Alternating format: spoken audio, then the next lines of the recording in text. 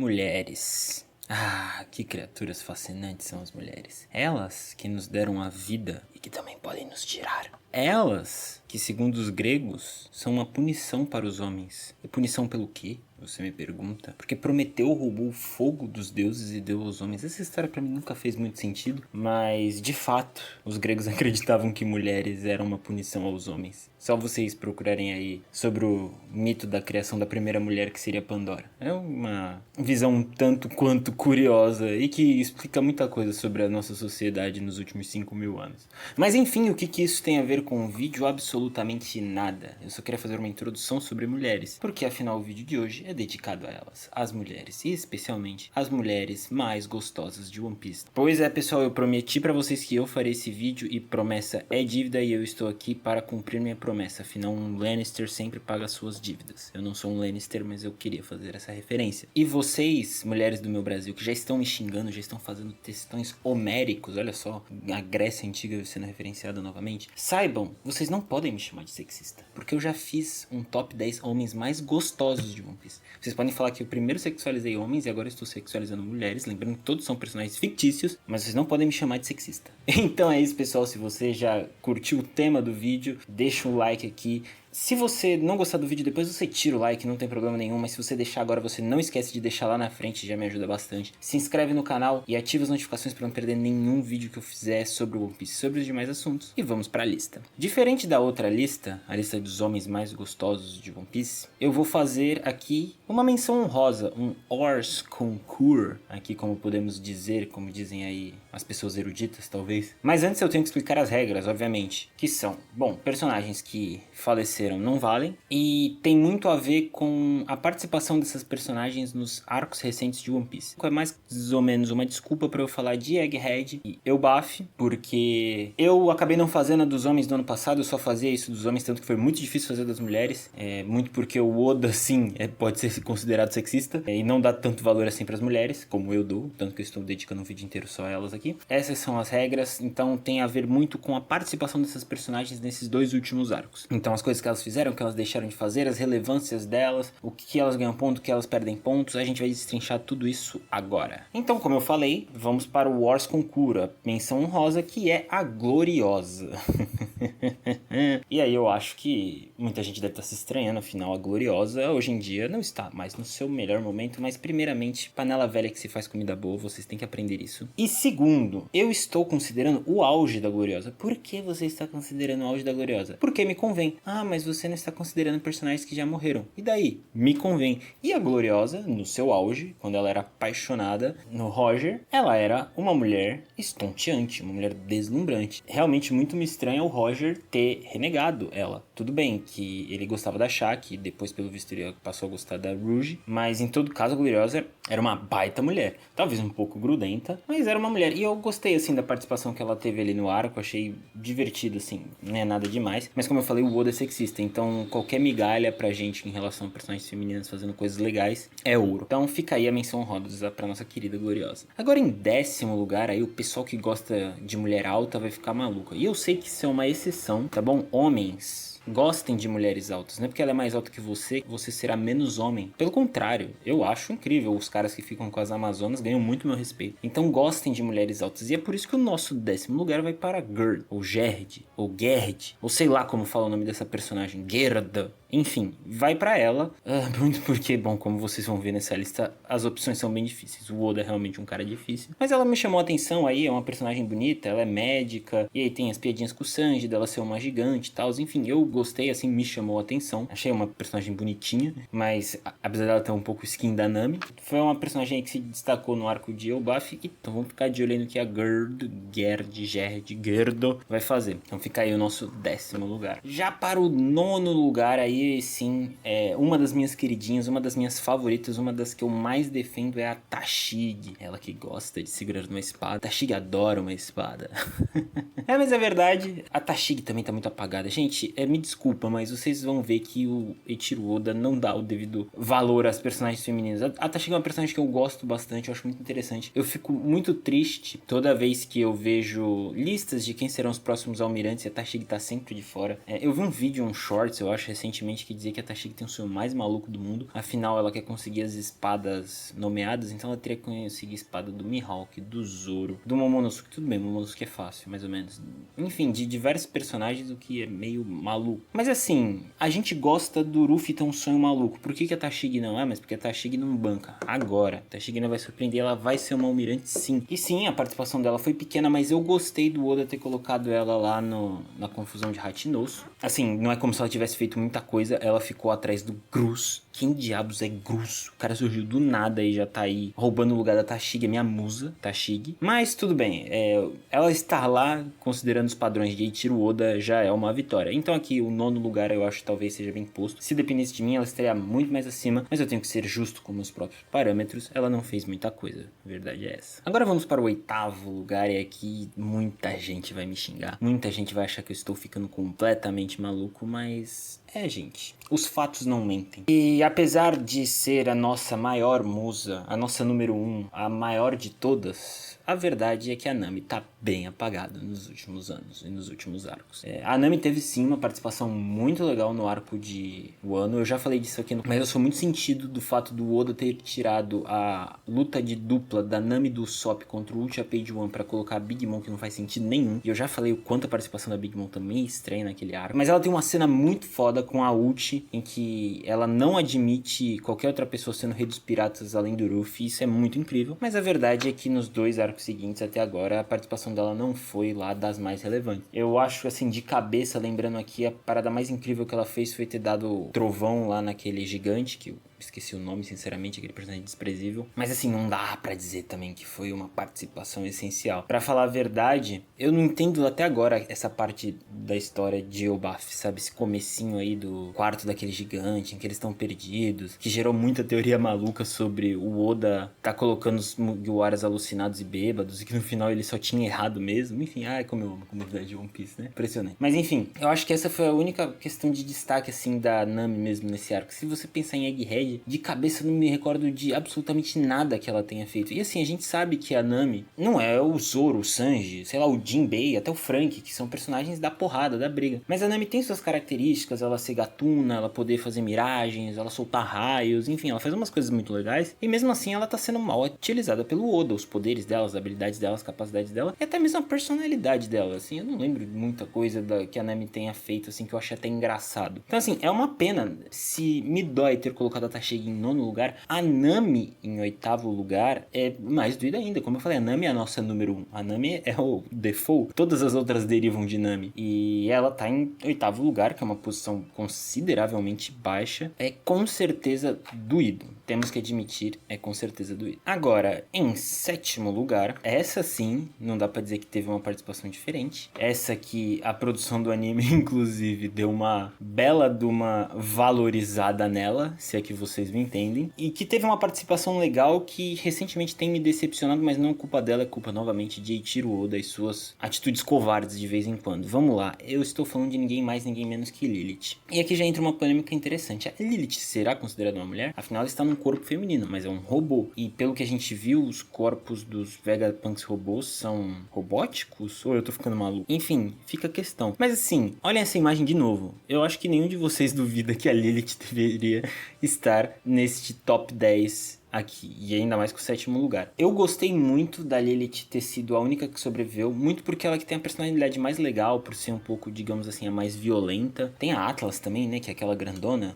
Agora eu tô confuso com os nomes, é muito Vegapunk, o Atlas é o principal. Eu não lembro, mas enfim, tem aquela grandona lá também, que veio a falecer, mas eu gostei da Lilith ter sido a única que sobreviveu. Eu já falei isso aqui no canal, eu achava que a Lilith deveria ser um Mugiwara, porque ela seria uma representação do Vegapunk. E aí vem outro ponto importante, será que a Lilith deveria estar aqui? Afinal, ela é um Vegapunk no corpo de mulher robô. É uns fetiches meio bizarros, devemos considerar. Mas a Lilith teve uma participação legal e eu fiquei chateado que, na verdade, ela não foi de fato a única que sobrou. Porque de todas as personagens do Vegapunk, seria mais legal seria que fosse ela. Sei lá, porque ela é bonita. Enfim, dane-se, mas porque ela é legal, a personalidade dela é legal. Ela até combinava mais com o estilo bobão dos Chapéus de Palha, assim, poderia de alguma forma fazer parte do bando. Enfim, eu não vou me delongar muito sobre a Lily, mas eu realmente gosto da personagem, achava que tinha potencial como Chapéu de Palha. Eu acho que a posição dela aqui é muito merecida, apesar de os outros terem sobrevivido, o que eu achei um baita de um desperdício. Tira um pouco do peso da morte dos Vegapunks e piora, mas em Elbaf ela vai trazer de volta um clone do Vegapunk. E assim, não é que a decisão não faça sentido, faz sentido dentro da história, dentro da narrativa, mas isso ser feito tira o peso do sacrifício que foi o Vegapunk, da mensagem que ele deixou mesmo pós-morte. Eu acho triste, assim, e é por isso que a Lilith inclusive não tá mais acima nessa lista aqui. Mas em todo caso, é uma personagem que eu gosto bastante, que chamou muita atenção, isso não dá pra negar, especialmente o pessoal aí que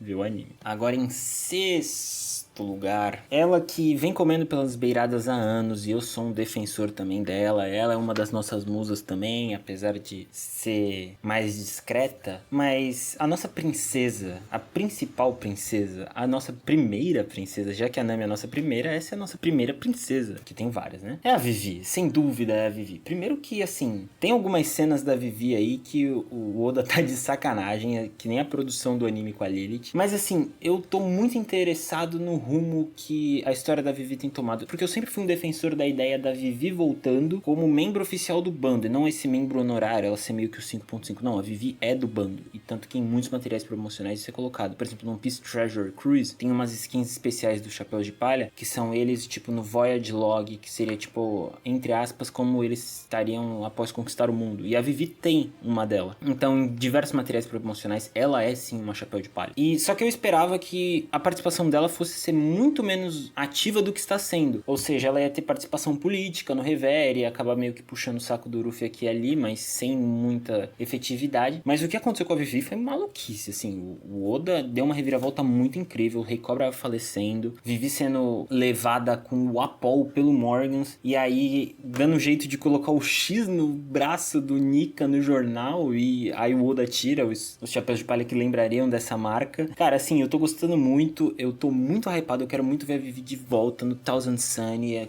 assim, vai ser uma vitória pra mim, sabe? Talvez a Monet, pra quem viu aquele vídeo também dos Chapéus de Palha, não voltando, mas a Vivi eu já me considero, caraca, pelo menos isso, assim, sabe? A Vivi é uma personagem que obrigatoriamente tem que estar na revelação do mundo, principalmente agora que a gente sabe que ela é basicamente uma reencarnação da Nefertari Lily. Inclusive, eu adorava aquela teoria da Vivi com a fruta da patinha, Nikyu o nome do Kuma, porque foi a fruta da Lily que usou pra espalhar os poneglyphs. Enfim, assim, eu gostava, e pelo visto isso não vai acontecer, até pelo bem-estar da saúde mental da Bonnie, coitada. Inclusive eu falei, a Lilith também deveria ser uma personagem que estaria na descoberta do mundo, muito pela personalidade do Vegapunk em si. Mas a Vivi principalmente, afinal ela é uma D também, enfim, toda a história da família Nefertari, de Alabasta, tá ligada a isso de alguma forma, e eu espero muito a Vivi tendo mais participações daqui pra frente, e o pouquíssimo que ela teve aí nesses últimos 2 arcos, só essas sombras das atitudes dela, porra, tem me feito muito feliz. Então, assim, Eiichiro Oda, saiba que você está fazendo um homem feliz, trazendo mais a Vivi na obra. Eu mal posso esperar pra ver a Vivi de volta nos Chapéus de Palha. Isso seria o meu magical moment do futuro de One Piece. Então, eu acho que esse 6º lugar da Vivi tá muito bem merecido. Agora, em 5º lugar, a personagem aí que veio muito recente, mas veio mexendo com a cabeça de todo mundo e que pode dar polêmica, mas é uma personagem bonita, que tem um design legal, pelo visto tem uma simbologia interessante por trás do nome, das roupas, enfim, que é a Gunko, né? A Gunko tem sido uma surpresa muito legal. Primeiro, eu acho bacana que o Oda colocou uma cavaleira sagrada,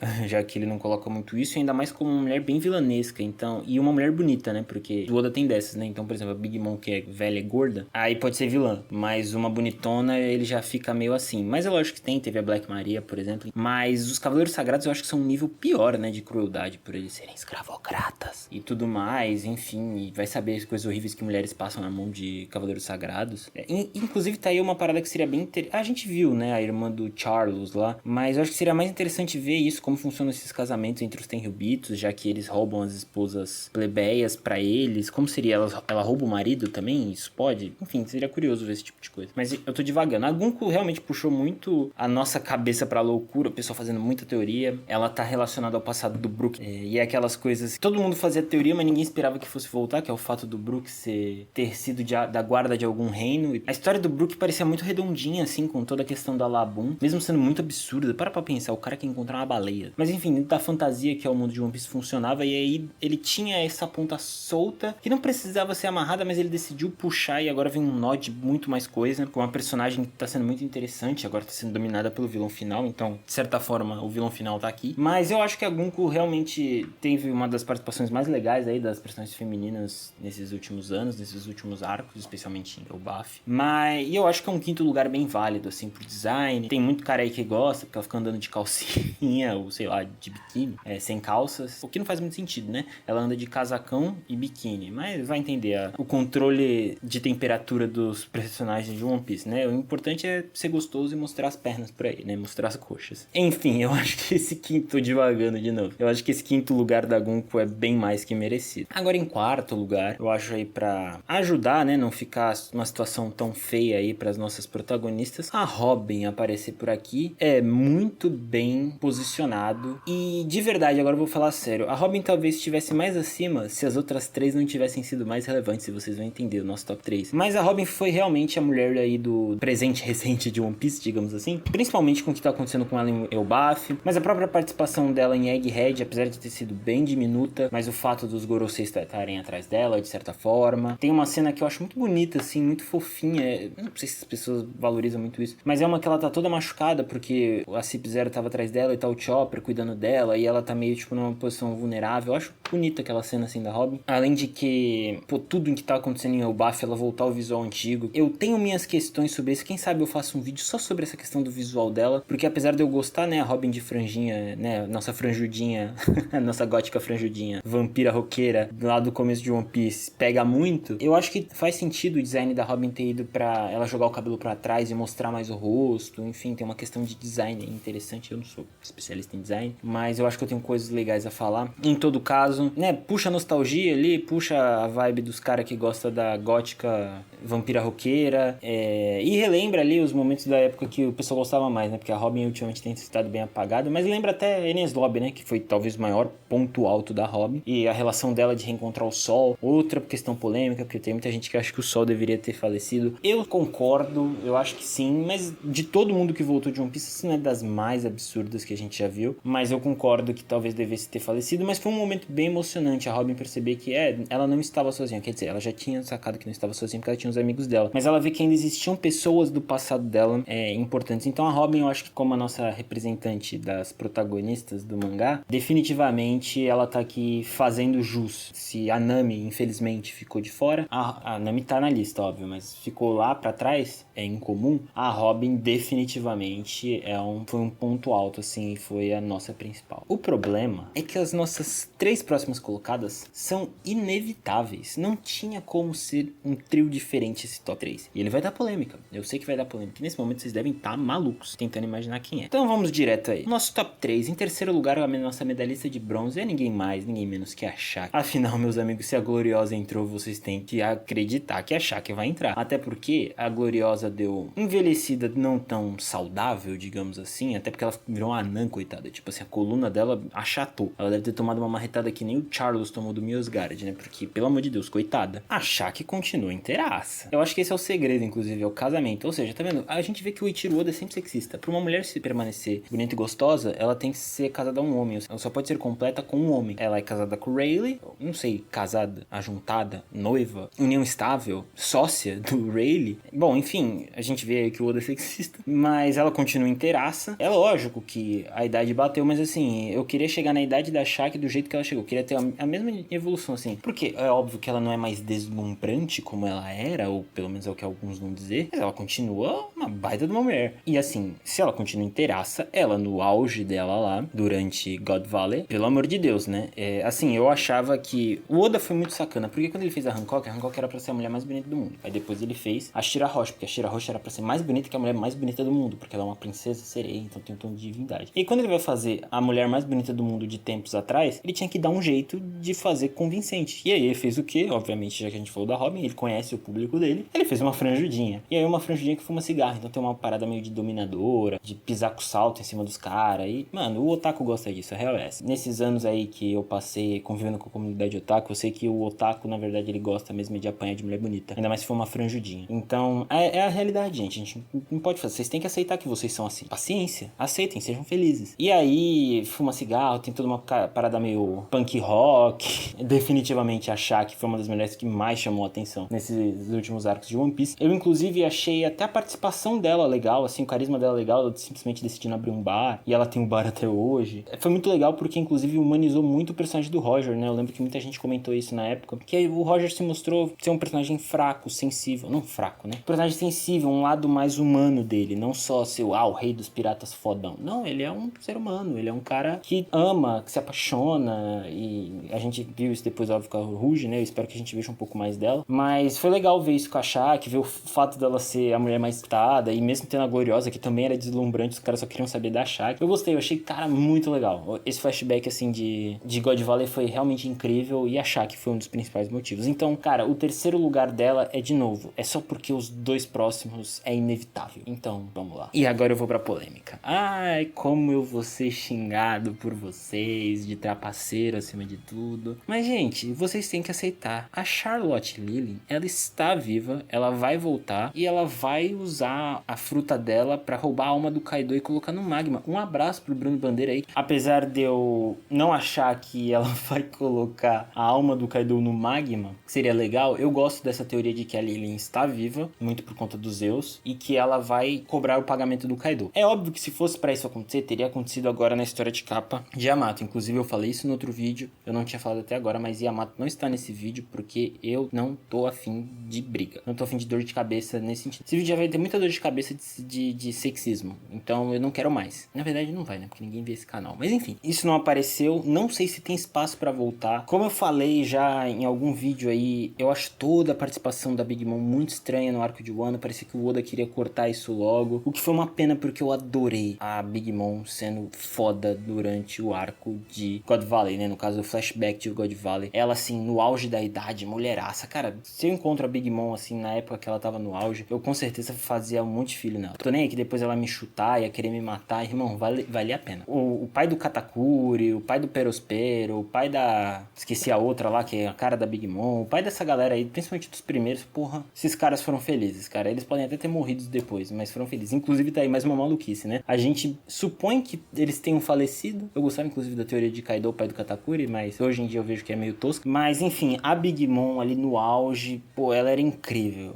E, como eu falei, panela velha que faz comida boa. Big Mom é uma mulher experiente com mais de 80 partos. Assim, vocês têm que valorizar uma mulher dessa. Mesmo na atual conjuntura física dela, vocês deveriam valorizar. Então, assim, eu sei que vocês estão me xingando, falando que ela morreu. Ela não morreu. Eu vou usar aqui o Inception das teorias malucas. Eu vou usar o fato da gente ser um bando de alucinado para defender a minha posição e a minha paixão por Charlotte Lillian, essa personagem magnífica que não tinha como não estar aqui, principalmente depois do flashback. Ela sem chapéu lá, com o Napoleão assim na mão como espada, com bandaninha de pirata, indo atacar cara, 10 de 10. E agora, pra finalizar, nosso primeiro lugar, e esse todos vão concordar, a mãezona do ano, já que no dos homens foi o Daddy do ano, nesse vai ser a Mommy do ano, e não é a Big Mom, que é surpreendente, mas a mãe que chamou a atenção de todo mundo, que todo mundo ali arriscaria, foi a Ripley. Ah, eu sei que vocês gostaram da Ripley. Eu vi as fanarts que o pessoal fez por aí, né, do Gaban, como foi a concepção lá da criança, que eu esqueci o nome, é Corey? Eu esqueci o nome do moleque. Mas enfim, eu vi a fanart, eu vi como ela mexeu com vocês, como ela mexeu com o Sanji, como ela mexeu com todo mundo. E de novo, mano, se o negócio é mulher alta, a Ripley se eu não me engano, ela é mais alta até que a Gerd. E, mano, o Gaban é um cara de sorte. Assim, eu vi o pessoal falando isso. Pô, o Rayleigh pegou a Shaq, legal, mas o Gaban pegou a Ripley. Tem um lado dela ser uma guerreira, então, né, uma mulher de atitude, uma mulher que vai, faz e acontece. Enfim, e ela é bonita também, né? Visualmente falando,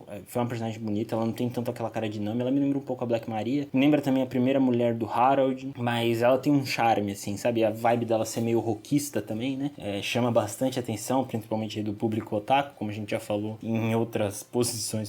Enfim, realmente a Ripley chamou muito atenção, ela é estonteante de fato. Eu acho que muita gente queria estar no lugar do Gaban e fazer aquele filho nela. Eu sei que vocês queriam, seu bando de safado. Mas eu acho que esse primeiro lugar, eu gosto até da postura dela, da personalidade dela ser uma guerreira numa sociedade de intelectuais agora, né? Ou que valorizam intelecto. E eu acho que muito do final do arco de Elbaf vai ser entender que tem que ser um pouco dos dois. Não dá pra você ser uma sociedade de brutos, mas você também não pode ser só uma sociedade de inteligentes. Talvez um pouco aquela dualidade entre Atenas e Esparta, no caso Atena e Ares, do intelecto e do corpo, mas que no final os dois têm que ser a mesma coisa. E olha aí, a Grécia. Esse é um vídeo dedicado aos gregos. Então aí é um vídeo dedicado às mulheres e aos gregos. Os gregos antigos, no caso, né? E a Ripley, ela meio que consagra um pouco isso, porque ela parece uma mulher inteligente também, sabe? Pô, uma cena muito legal é perguntando como que era o Gaban quando eles chegavam nos portos e o Shanks vai falar e o Gaban manda ele calar a boca, porque, enfim, ele aprontava e ela ia sentir ciúmes e ia dar uma surra nele, sei lá. Cara, eu acho isso bonitinho, fofinho, que mostra que apesar dela ser um mulherão, ser uma gigante e tal, ela é uma mulher, assim, como qualquer outra, que ama o marido dela, a família dela e tal, e se eu visse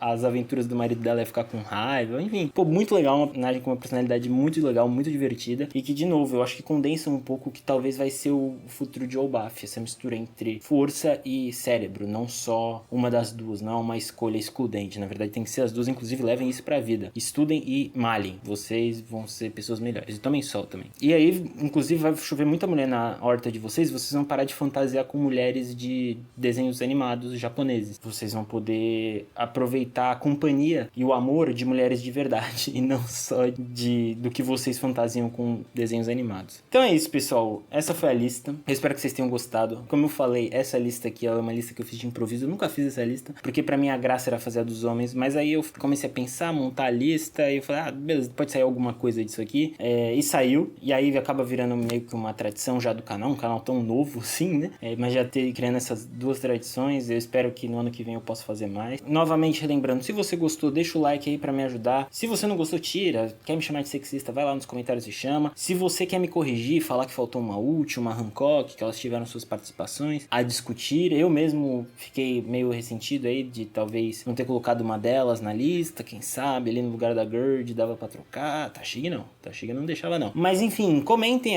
se você acha que alguém tinha que ficar em cima de quem, alguém embaixo de quem, se vocês fizeram isso com os homens, tem que fazer isso com a mulherada também, aí troca quem tá em cima, troca quem tá embaixo, vambora, e é isso, se inscreva no canal, ative as notificações pra não perder nada do que sair daqui pra frente, é isso, um abraço pra vocês e falou, até o próximo vídeo.